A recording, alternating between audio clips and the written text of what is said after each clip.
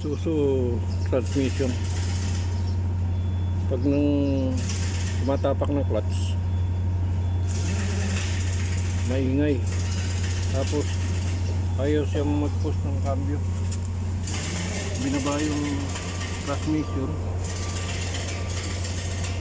Okay naman yung flywheel niya. Ito ipapalit.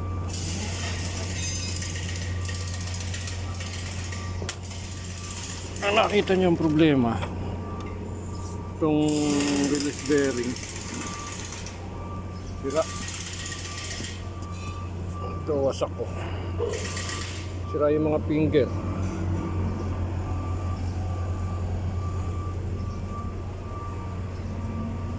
Yung kasing push rod napakahaba nung adjust, kaya nasira yung release bearing. Sobrang pag tumatapak ng clutch, kaya pag-a-adjust kailangan sakto lang pag-a-adjust ng push rod. Kaya naging dahilan.